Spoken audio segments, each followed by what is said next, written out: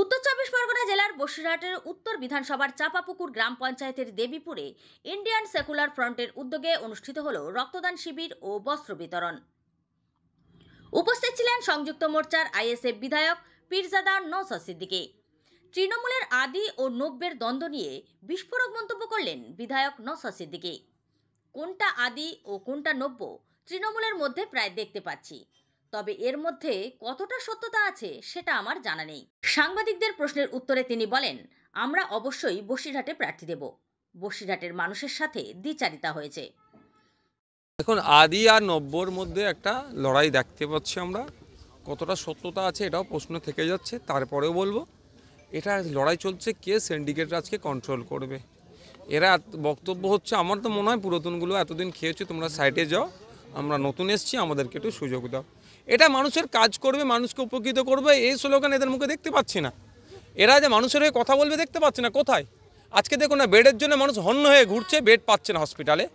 বসিরহাটের মানুষ ধর্মনিরপেক্ষ মানুষ, শুধু সংখ্যালঘু বা সংখ্যাগুরুর এখানে কোনো ব্যাপার ছিল না। বসিরহাটের মানুষ তৃণমূল কংগ্রেসের ফাঁদে পা দেবে না এবং বিজেপিকেও ভোট দেবে না। বসিরহাট থেকে প্রতিনিধি আজিজুল শেখের রিপোর্ট, ইয়েস নিউজ বাংলা। মানুষ এদেরকে বুঝে গিয়েছে 2024 নির্বাচন আসছে, এদেরকে কি আদি কি নবীন, যেটাই কি প্রবীণ, যেটাই বলুন না কেন, প্রত্যেককে পরাজিত করবে।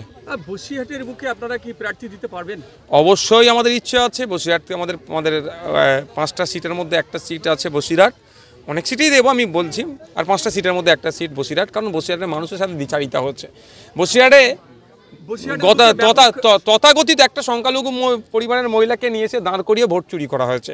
বসিরহাটের মানুষ ধর্মনিরপেক্ষ মানুষ, শুধু সংখ্যালঘু বা সংখ্যাগুরুর এখানে ব্যাপার ছিল না, কিন্তু যেভাবে এদের সাথে দ্বিচারিতা করানো হয়েছে, বসিরহাটের মানুষের চা পাওয়ার কথা পার্লামেন্টে শুনতে পাইনি। ওখানে গিয়ে বসিরহাটের এমপিকে টিকটক ভিডিও বা সেলফি তুলতে দেখা গিয়েছে, বসিরহাটের মানুষের কথা শুনেনি বা বলেওনি। তো আগামী দিনে বসিরহাটের মানুষ আর তৃণমূল কংগ্রেসের ফাঁদে পা দেবে না।